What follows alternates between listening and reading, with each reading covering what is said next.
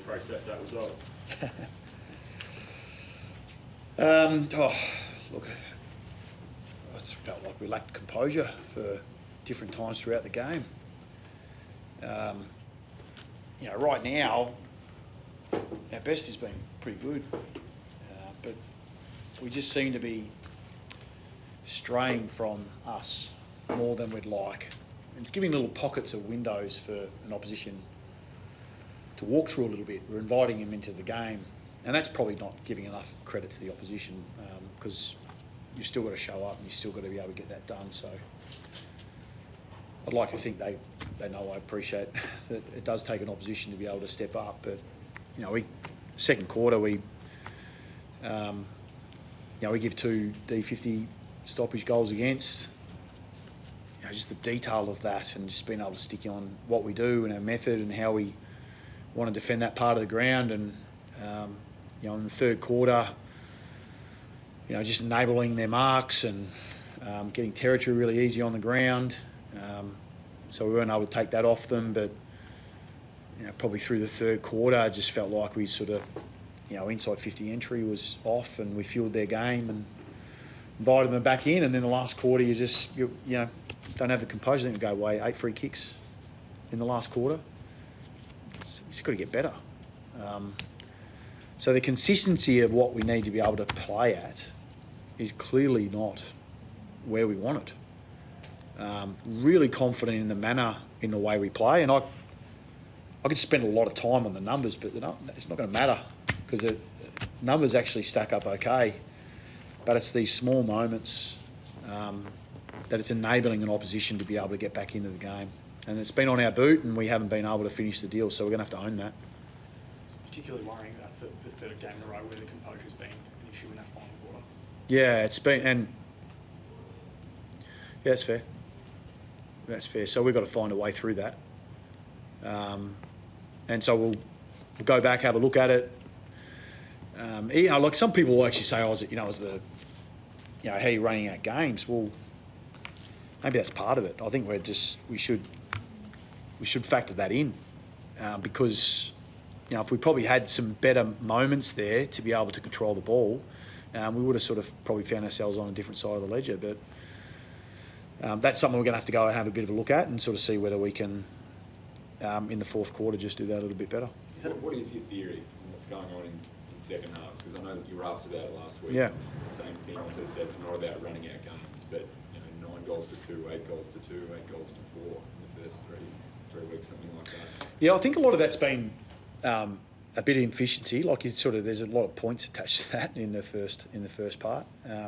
But today, there are varying reasons. But ultimately, obviously the Bulldogs were able to step up their game, and they owned the ball a little bit more than we would have liked.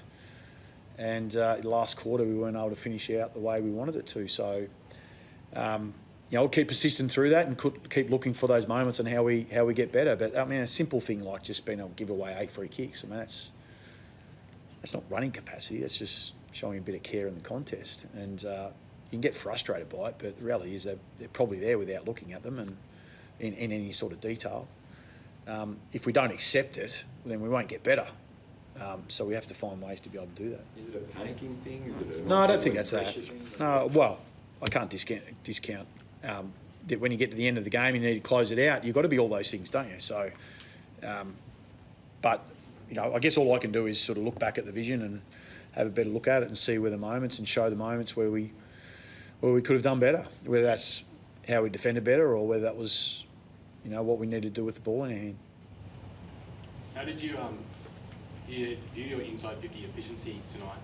It's been a bit of a sticky point so far. Are you seeing any overall improvement with lowering the eyes inside 50 instead of blazing? Yeah, it did tonight. But as progressively as it went across the night, it sort of dropped off as well. So again, it's just the consistency of being able to reinforce the way we want to be able to play, and we had some great moments and ones we'd like back. So it's glaring of what we need to get better at. I guess what we're really conscious of is ensuring that while we're progressively trying to get better at that, is that we hold on to some of the other parts of the game that are holding up okay. You look at our contest work, you look at our clearance work, It's been really effective, how we've defended the ground, generally been pretty good. So it's about being able to put those fundamentals down strong, but also in the background just constantly work on some of the things we know we need to get better at. How do you actually coach composure? Repetition. It's repetition. Trust in roles, consistency in the way you play. So there's a variety, staying connected to each other. So, that's why we do rehearse and why we do training. And so we've just got to, it's an area that we've got to get better at, and it's up to me to be able to make sure we do something about it. How's Paddy Cripps feeling physically out there? He got a bit of work done. Looks like he was struggling towards the back end there. Yeah, I'd have to have the answer is I don't know, other than I saw what you saw. So, but he finished off the game. So, other than being a bit sore, I think he's fine. What's the severity of Zach Williams? Looked like he grabbed at an Achilles there.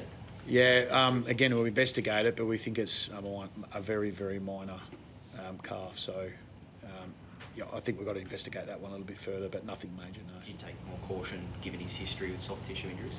Well, we thought we might put him back on, but that's the reason why he didn't go back on. Yeah. The ball movement looked a lot better in the first quarter, but seemed to drop away. What do you put that down to? I wish I had that answer right now as I'm sitting in front. So it's the time to sort of go back and probably look at it. I've probably given you as best a summary I possibly can at this point in time but we always look back at the vision and make sure we get the data and we get the right evidence, and then we put it in front of the players and we put a simple solution forward on it. So we've progressively seen it improve from the first week to the last. But again, I'll say you don't always get that on your terms either. So being able to play you for longer and do attention to detail, be better around contest at different times, know how to use the ball, defending critical moments. That's why the game is really demanding, because it includes all phases, and you've got to be consistently good at it. Michael, your general view on being 0-3? I mean, I remember being at that open training session before the season, and you're sort of talking to the fans, it's going to be an exciting season ahead, and 3 rounds in, you were 7 goals up in round 1, and now you're without a win. Dug yourself as a whole. History suggests it's a long way back. Well, I think for us, for me, in terms of the context of the season, we're at the start. So there's plenty of runway. But we've also got feedback to suggest that we've got to get better. And that we've got some real, I guess, parts of our game that are a bit more obvious than others. So that's what we'll do. And, from when you watch us play and you sort of see the better parts of our games and you see how we were able to play that, it's worth persisting with. But the message will be pretty simple from me. Make sure we get really clear on our roles, continue to keep playing us, and at the right times we need to put composure in a game, then we'll keep coaching it. Michael, you must have been encouraged by the games of Jack Sylvain on his efforts on Aaron Norton to quell his influence throughout the course of the game, but also Brody Kemp with his performance up forward, and also Lewis Young, who played that defensive role, really making it at times difficult for Rory Hogg. Yeah, and that speaks into the parts that there's a lot of parts that are going well. There's individuals who are going very well. I'd say even Jacob with the role he had with Darcy. He persisted at that, but good players also keep showing up, which is what he did. So it's a credit to him as a young man. But there's plenty of parts and plenty of individuals to be able to sit here and acknowledge. So that we will highlight, and we will reinforce the individuals who are able to do that. But as we know, it takes a squad and it takes a team to be able to get the job done. And we need to do it more often. And we're falling short right now, and that's what we need to accept. To be able to get better. Former Blue Matt Kennedy, did you take much notice of his performance tonight? Well, he's one of the other 22, 23 Bulldogs players. So that's the way we look at it now. Did you take much notice of him specifically? No. I mean, other than being another player that we've got to try and beat.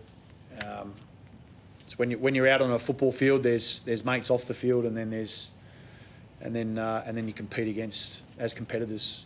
And so, you know, he's one of those particular players, and they get the win tonight. So he's obviously the happy one, and we're not. Obviously, at 0-3, how much do you now sort of throw out, well not throw out, but stick to your guns and grit your teeth and just say, you know, roll up our sleeves, and how much do you rechange things up a little bit and try some new things next week? I think sometimes it's actually one of the questions you get through these periods of times, what do you need to change? You know what I actually find the hardest part is what do you need to continue to reinforce and keep doing and keep making consistent. Because the more change you make, it doesn't necessarily work out great. But at the same time, you've got to look for your adaptations. You've got to look at how you grow your game.